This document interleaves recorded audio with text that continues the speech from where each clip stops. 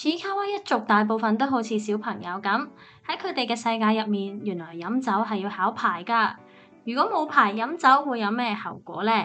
今集一次過同大家講解兩篇長篇漫畫《栗子禁酒篇》同埋主角三人嘅醉酒篇。開始之前記得訂閱、留言同埋 like 支持我哋啊！栗子饅頭鍾意飲酒，人人都知啦。但係如果佢有一日唔飲酒，仲係咪栗子呢？呢日咧，佢如常咁樣喺月光下面食年糕、飲清酒，突然之間俾巡邏中嘅盔甲人要求睇佢嘅酒資格證喎。呢個時候咧，佢就發現咗一隻死人蜥蜴偷走咗佢個證，想跑去攞嘅時候咧，俾人以為想逃走，於是咧就吸咗個大大嘅禁字喺個額頭度，從此咧喺個印消失之前都唔可以飲酒啊！第二日，風獅發現咗呢隻蜥蜴擔住栗子個證，跟住就拎食物同佢交換，攞翻栗子個證件。拎俾栗子嗰陣，發現佢額頭上面嘅印嚇咗一跳啊！不過樂觀嘅風獅就安慰佢，忍下就過噶啦。呢個時候咧，栗子嘅心情都唔係太差，照樣好似平時咁去除草同埋去居酒屋之類嘅地方食飯。但係佢想嗌啤酒嘅時候咧，就俾老闆拒絕咗。佢先至驚覺原來自己真係唔飲得酒啊，於是就崩潰咗啦。之後佢幫風獅補習酒嘅資格試嗰陣呢，佢淨係可以飲可樂，而且諗起啲下酒菜嘅時候就非常激動，好可憐啊！最好笑係過咗幾日咧，栗子個禁開始甩色，變咗個林字喎。呢個時候佢心情好似好咗，淨係飲下高湯都好開心。直到個印完全消失嗰日，風獅好興奮咁樣祝賀佢可以解禁啦。但係栗子咧，淨係飲焙茶啫。佢清澈嘅眼神好似完全變咗第二個人咁啊！之後更加可怕嘅事發生啊！佢開始飲清水啊！而且當有粒士多啤梨碌過嘅時候，佢仲喺度玩，由大叔變咗少女啊！咁樣畫風嘅突變令人非常擔心佢嘅精神狀態啊！風獅留意到佢最近又唔飲酒又唔除草，好似成個人變咗咁。喺度擔心緊嘅時候，突然之間有隻紫色怪物出現，話要打爆風獅啊！風獅就梗係嚇親啦，即刻衝去栗子嗰度，同埋大叫自己唔擅長討伐㗎。栗子猙獰嘅表情終於返嚟啦，攞咗一大條獅子狗笠住怪物個拳頭，就係咁將怪物擊退咗。大師兄終於返嚟啦！兩個人鬆咗口氣，之後發現湧出唔少送走嘅食物，有炸雞、關東煮等等。栗子突然之間諗起呢啲食物係唔可以冇酒嘅，於是就返屋企攞啤酒，仲好貼心咁幫唔飲得酒嘅風獅帶咗橙汁啊！栗子終於返嚟啦！而家大家應該都有個概念係冇酒資格咧就唔可以飲酒啦，而且會俾巡查嘅盔甲人懲罰嘅。其實酒嘅資格試咧應該好難考嘅。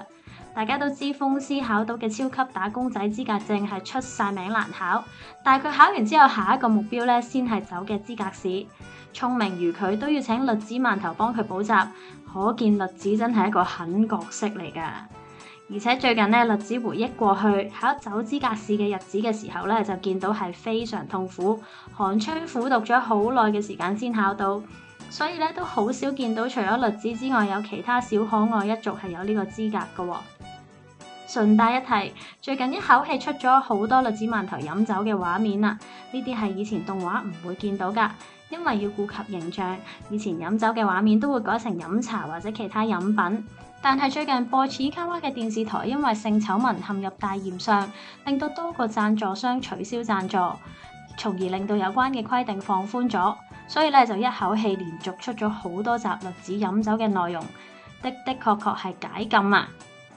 雖然禁酒長篇睇到呢度好似就完咗，但係其實仲有後續㗎，等我哋繼續睇埋落去先。除咗禁酒篇，仲有一篇漫畫同酒有關，呢邊就暫時叫佢做醉酒篇啦。呢篇係個人認為最好笑嘅長篇之一嚟㗎。有一日咧，主角三人就如常出去玩啦。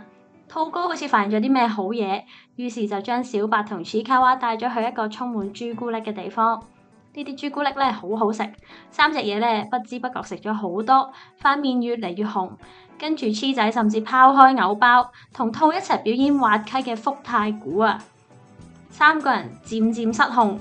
行路咧就搖下搖下咁樣，同佢哋友好嘅手工盔甲人經過咧，本來想提醒佢哋冇證唔飲得酒，但係發現係酒心朱古力之後咧就冇問題啦。不過佢都係有啲擔心咁樣跟住佢哋，好快就發現原來係異態型怪物嘅陷阱啊！幾條白蛇出現，個頭吊住粒酒心朱古力，跟住就開始吞食黐仔啦。但係醉酒嘅黐仔咧冇喊喎，而係成個喺狀況外。阿兔同埋小白咧想出拳相救嘅時候，原來係兩隻自己喺度打，眼見佢哋全部都就快俾人吞啦。盔甲人就攞咗之前咧小白以為係飾物，但係其實係武器嘅指斧，將佢哋全部逐一救出。呢個時候三個人仲係醉酒狀態，阿兔甚至講咗好多嘢。當盔甲人想睇下佢手上面粒朱古力嘅時候咧，佢仲一口氣食咗佢，然後三隻繼續喺度失控。突然之間遇到巡邏嘅盔甲人啊，佢哋係同之前捉栗子嘅盔甲人一樣識噶，可能係糾察隊啦。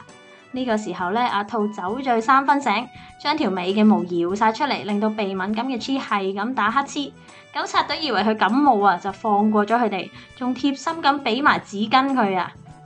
當佢哋繼續跑嘅時候咧，黐仔突然之間停低大喊，話唔好抌低我啊！原來係因為5級除草考試為佢帶嚟嘅壓力，因為只有佢係未考到啊嘛。小白就即刻好擔心啦，喊住咁話佢哋絕對唔會抌低佢，因為佢哋係好朋友。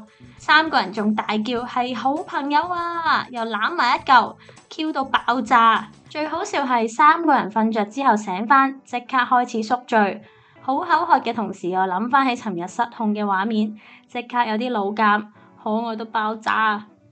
之後揾到水嘅兔咧，就俾人當神明咁拜，原來係廣告嚟嘅。